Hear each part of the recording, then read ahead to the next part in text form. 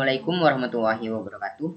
Perkenalkan, nama saya Sofyan Akbar dari kelas 10C SMA Nasahatullah. Di sini saya akan menjelaskan tentang sejarah tentang masuknya agama Hindu-Buddha di Indonesia. Latar belakang berdirinya Kerajaan Singosari.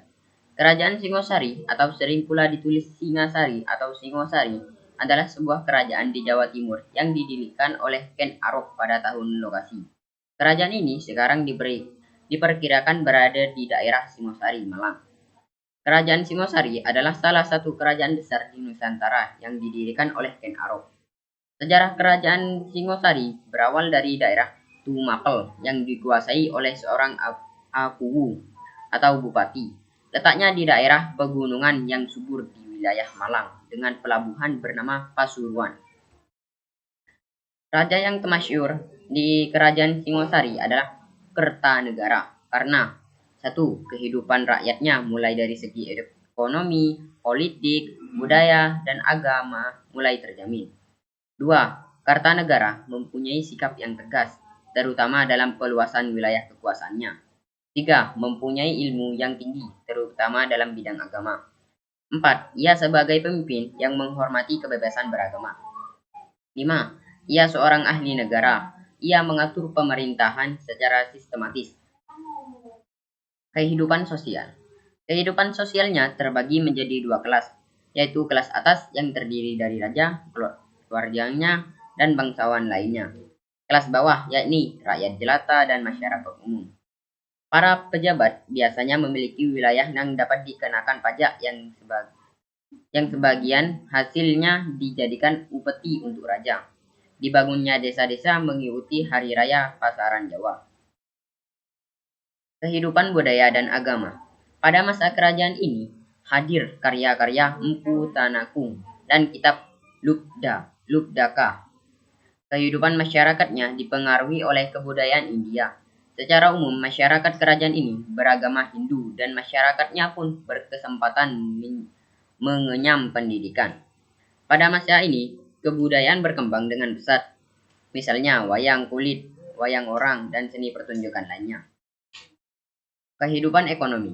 Kehidupan masyarakat Singosari didominasi dengan bertani, berdagang, dan pengrajin. Kegiatan pendagangnya dilakukan selama 5 hari, pasaran yang berbeda.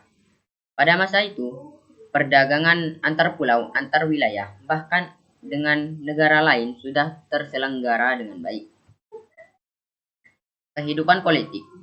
1. Politik dalam negeri. Mengadakan pergeseran pembantuannya seperti Mahapati Raganata digantikan oleh Aragani. Berbuat baik terhadap lawan-lawan politiknya seperti mengangkat putra Jayakatwang atau Raja Kediri yang bernama Ardaraja menjadi menantunya. Memperkuat angkatan perang. 2. Politik luar negeri. Melaksanakan ekspedisi Pamalayu untuk menguasai kerajaan Melayu serta melemahkan posisi kerajaan Sriwijaya di Selat Malaka. Menguasai Bali, menguasai Jawa Barat, menguasai Malaka dan Kalimantan. Raja yang memerintah.